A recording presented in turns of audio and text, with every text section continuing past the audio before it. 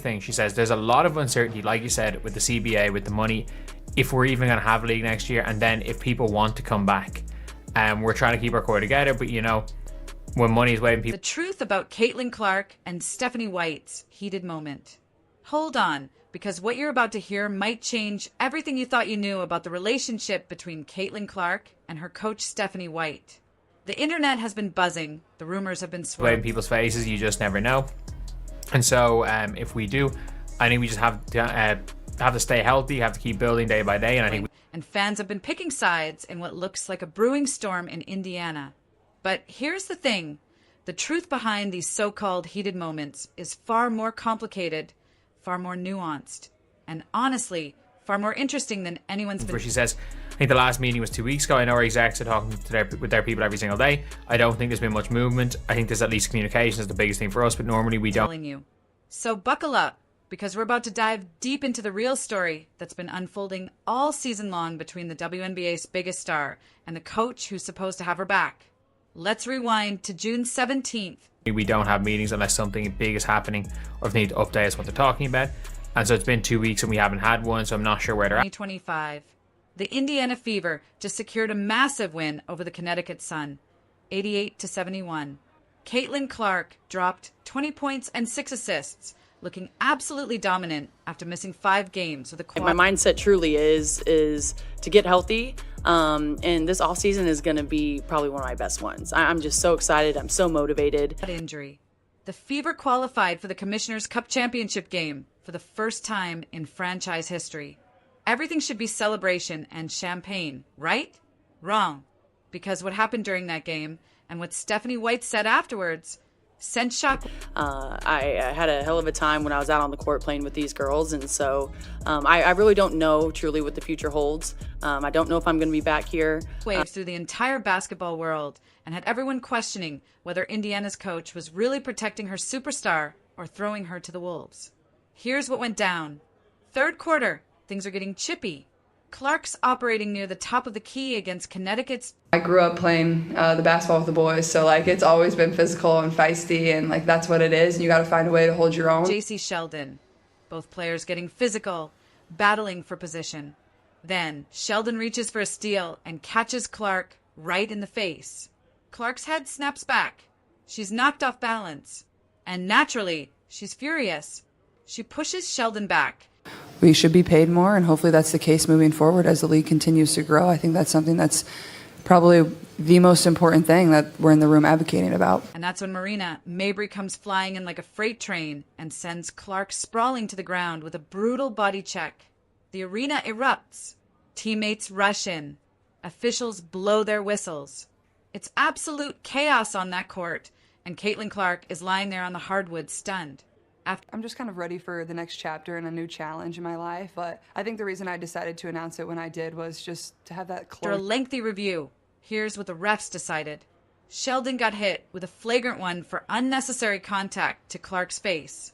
Clark herself? Technical foul. Mabry? Technical foul. Tina Charles? Also a technical. And the basketball world immediately started asking the obvious question. Why is Caitlin Clark getting a technical foul when she just got smacked in the face and body checked to the ground? Where's the protection? Where's the accountability for the team that just turned this game into a street fight? That's when the first question in the post-game press conference came. A reporter directed it at Caitlin, asking about that third quarter incident. But before Clark could even open her mouth, Stephanie White cut her off. White looked at that reporter and said she would handle all the officiating questions. And then she absolutely unleashed. For multiple minutes, White went on what can only be described as an epic rant about the referees. She called them out for losing control of the game. She criticized the league and the officials as a whole for failing to improve. And here's the kicker.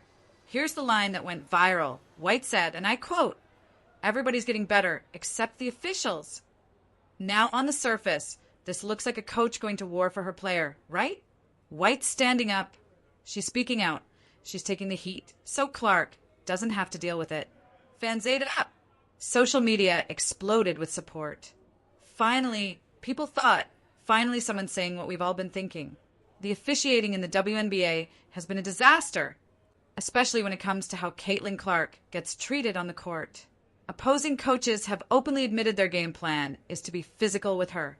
Golden State's Natalie Nakase literally said, "We know she doesn't like physicality," after holding Clark to just 11 points on 3 of 14 shooting.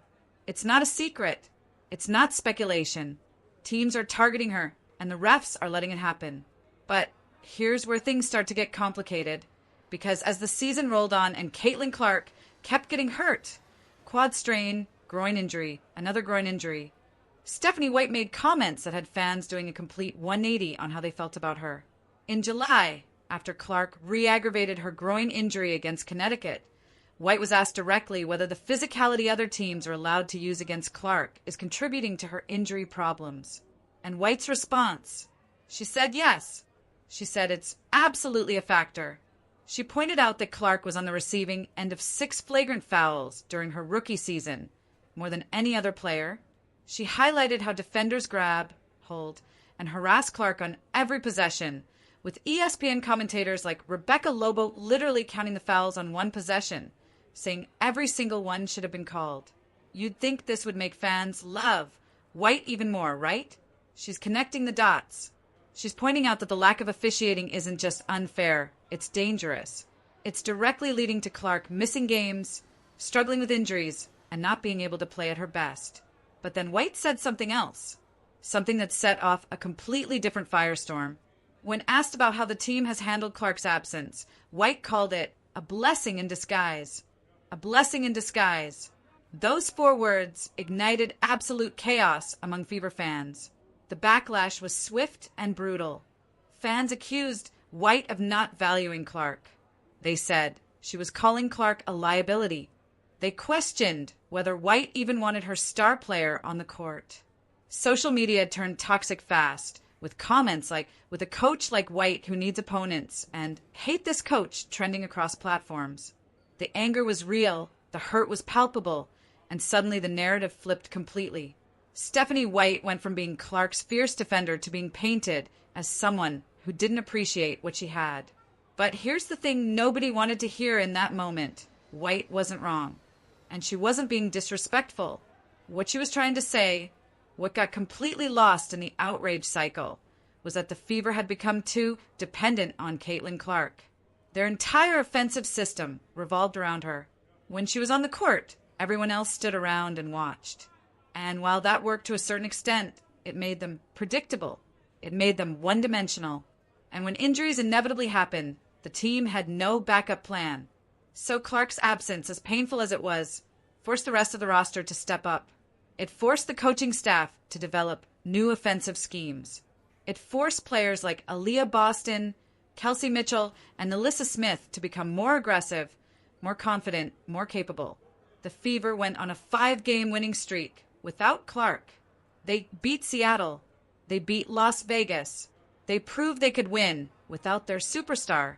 And that's not a knock on Clark. That's basic basketball reality. Every championship team needs depth. Every successful franchise needs multiple players who can carry the load. White was trying to make that point. She was trying to say that adversity had helped the team grow, had helped them become more resilient, had helped them prepare for the playoffs when injuries and foul trouble and bad shooting nights inevitably happen. But nuance doesn't play well on social media. Context gets stripped away. Headlines scream betrayal. And suddenly a coach trying to build a sustainable winning culture gets accused of not supporting her star. And then there's the flip side of this entire saga, the moments that show just how much mutual respect and genuine connection exists between Clark and White. In September, during a playoff game against Atlanta, the Fever were already down, already struggling, already dealing with a decimated roster. 5 players were out for the season. Clark herself was sidelined with injury. Sophie Cunningham was out. The team was hanging on by a thread. And in the 4th quarter, Stephanie White lost her composure. She got into it with the officials over a disputed call. The refs hit her with a technical foul, and for a second, it looked like she might get ejected. That's when cameras caught something beautiful. Caitlin Clark, who wasn't even playing, got up from the bench and walked over to her coach. She gently guided White back toward the bench, playing peacemaker, playing de-escalator, doing exactly what teammates are supposed to do for each other. The clip went viral with the caption, "Caitlin on de-escalation duty," and fans noted the beautiful irony. Earlier in the season, it was Clark who constantly needed to be calmed down during her own fiery interactions with refs. Now she was the one providing that steady presence for her coach. That moment revealed something crucial. It revealed that despite all the noise, despite all the controversy, despite all the debate about whether White was protecting Clark enough or appreciating her enough, there's real respect there, real partnership, real trust. Because when things got heated, when emotions ran high, when the pressure threatened to boil over, they had each other's backs. That's not something you can fake. That's not something that exists in a toxic relationship. That's what genuine team chemistry looks like. Then there was the moment in July when White picked up a technical foul late in a blowout win over Las Vegas. The Fever were up by 23 points with 6 minutes left. White was pleading for a foul call, got a little too loud, and the refs teed her up. And Caitlin Clark? She absolutely loved it.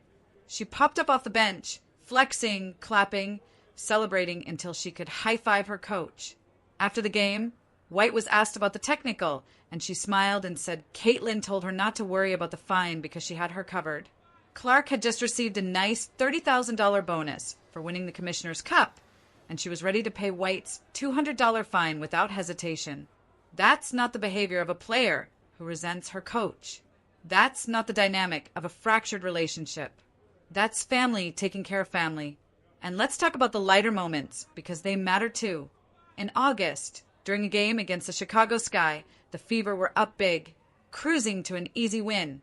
White called a timeout right as veteran Damaris Dantas was about to take a wide-open three-pointer. The entire bench, including Caitlin Clark, started playfully booing their own coach. Clark was laughing. White was smiling. The whole team was in good spirits despite dealing with season-ending injuries to key players. It was one of those moments that reminded everyone, these are real people. These are teammates who genuinely enjoy each other's company. This isn't some cold, corporate relationship where a coach and star player tolerate each other for the sake of winning games. This is authentic connection. There was even a moment in May when Clark was caught sitting in Stephanie White's chair before a game against Washington. When White showed up, she playfully asked her star guard to move, and Clark got up with a smile on her face.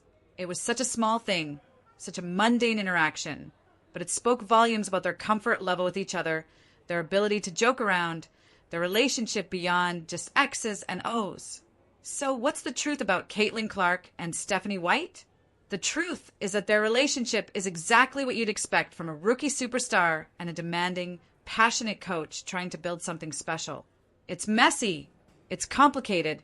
It involves tough love and hard conversations and moments where they don't see eye to eye. White pushes Clark. She demands more. She doesn't coddle her or treat her like she's too precious to criticize. And Clark, for all her talent and fame and cultural impact, is still learning how to be a professional, still figuring out how to manage her emotions on the court, still developing the maturity that separates good players from all-time greats. The so-called heated moments, they're not signs of dysfunction. They're signs of growth. They're what happens when a coach refuses to let her star player settle, refuses to let the team become complacent, refuses to accept good enough when greatness is possible. And Clark's response to all of it, her willingness to stand up for White, her readiness to support her coach even when sidelined with injury, her ability to laugh at herself and not take everything so seriously, shows exactly the kind of leader she's becoming. The internet wants drama. Social media thrives on conflict. Fans crave controversy because it gives them something to argue about, something to get passionate over, something to make them feel invested in the outcome. But the reality of what's happening in Indiana is far less dramatic and far more beautiful than any manufactured beef or toxic relationship narrative.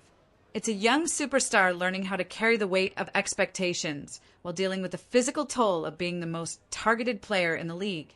It's a coach trying to build a sustainable winning culture while managing the impossible pressure of having the most famous athlete in women's sports on her roster. It's a team navigating injuries, officiating controversies, playoff disappointments, and the constant scrutiny that comes with being the most watched franchise in the WNBA. Are there moments of tension? Absolutely. Are there disagreements about strategy, about minutes, about how to handle the media circus that follows Clark everywhere? Of course. But that's not evidence of a broken relationship. That's evidence of two competitive, driven, passionate individuals who both want the same thing: championships, respect, and a legacy that lasts long after the final buzzer sounds. The truth about Caitlin Clark and Stephanie White isn't found in isolated clips taken out of context or inflammatory headlines designed to generate clicks. The truth is in fluid moments, the high fives after technical fouls, the protective arm guiding a coach away from an ejection, the laughter during timeouts, the willingness to speak uncomfortable truths about team development and individual growth. It's in White's fierce advocacy for better officiating and Clark's quiet appreciation for a coach who demands excellence. It's in the Fever's ability to win without their star and Clark's eagerness to rejoin a team that proved it could survive without her. So the next time you see a headline screaming about drama between Clark and White, or a social media post claiming there's tension in Indiana, or a hot take suggesting the Fever need to fire their coach or trade their star, remember this: you're being sold a story that doesn't exist. The real story is far more compelling. It's about mutual respect, tough love, and two people committed to building something special, even when the path forward isn't always smooth, even when mistakes get made, even when the pressure threatens to crack the foundation they're trying to build. That's the truth. That's what's really happening. And honestly, that's the story worth paying attention to. So what do you think? Are we finally seeing the real dynamic between these two? Or is there still more drama waiting to unfold? Drop your thoughts in the comments. Smash that like button and make sure you're subscribed, because the WNBA season is far from over. And if this year has taught us anything, it's that in Indiana, the story is always evolving, always surprising, and always worth watching.